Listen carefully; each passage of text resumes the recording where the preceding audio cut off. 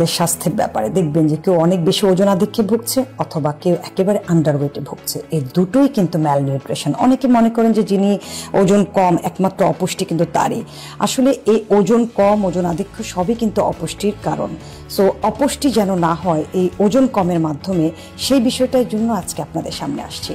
সবাই হয়তো সবসময় পুষ্টিবিদকে দেখেন যে শুধু ওজন কিভাবে কমাবে এই বিষয়টা নিয়ে অনেক কথা বলছে, বাট আমি সেভারেল টাইম ওজন কিভাবে বাড়াবেন অর্থাৎ আপনার পারফেক্ট ওজন কতটা জরুরি আপনার ইমিউনিটির জন্য তা একজন ভুক্তভোগী কিন্তু বুঝে থাকেন, যিনি কম ওজনে ভুগছেন, স্বল্প ওজনে ভুগছেন এবং তার কারণে তার নানা ধরনের শারীরিক এবং মানসিক প্রবলেম তৈরি হচ্ছে।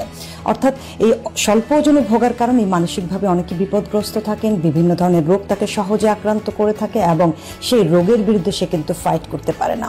তো অনেকেই মনে করেন যে শুধুমাত্র খাবার খেলেই হয়তো ওজনটা তার বেড়ে যাবে। কি খাবার খাবেন, কতটুকু খাবেন, এই বিষয়টাও কিন্তু আপনাকে জানতে হবে। কেন আপনার ওজন কমে গেছে অথবা কেনই আপনার ওজন বাড়ছে না, এটাকেও কিন্তু ফাইন্ড আউট করতে হবে। অনেকের কিন্তু একটা পারিবারিক স্ট্রাকচার থাকে যে বাবা মা দুজনই হয়তো লিন অ্যান্ড থিন, সেটা একটা কারণে এনার্জেটিক থাকেন কিন্তু তিনি স্বল্প ওজনে ভুগছেন। আবার অনেকে আছেন ওজন ঠিক ছিল, কোনো একটা রোগের কারণে, কোনো একটা ডিপ্রেশনের কারণে, কোনো না কোনো কারণে তার ওজনটা কমে যেতে শুরু করেছে। সো যখন সেখানে রোগ অ্যাডজাস্ট হয় তার বডির সাথে, যে সেই রোগের কারণে তার কমে যাচ্ছে, তখন কিন্তু সেটাকে ফাইন্ড আউট করে তাকে ধীরে ধীরে আগাতে হবে। তবে দেখা যায় যে যদি আপনার 10 থেকে 12 কেজি 15 কেজি ওজন এভাবেই আপনার কম থাকে, আপনাকে স্লো গোয়িং হতে হবে, অর্থাৎ ধীরে ধীরে সেই ওজনটাতে আপনি বাড়াতে পারবেন। আপনি যদি চেষ্টা করেন যে সেই ওজনটাও খুব দ্রুত আপনার বেড়ে যাবে, তা কিন্তু নয়।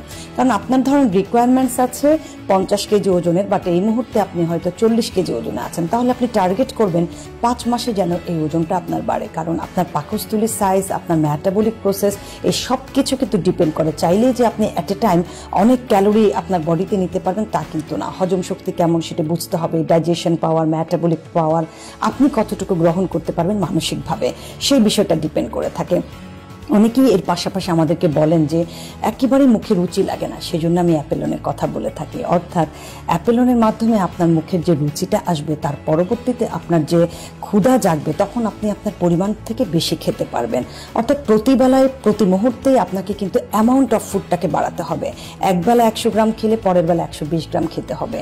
এই কারণেই আমি অ্যাপেলেন সাজেস্ট করে থাকি, যারা স্বল্প ওজনে ভুগছেন 2 থেকে 3 মাস টানা অ্যাপেলেন খাবেন এবং পাশাপাশি অবশ্যই ক্যালোরি চার্ট মেনটেন করবেন, তাহলে দেখবেন আপনি কাম্য ওজনে পৌঁছে গেছেন।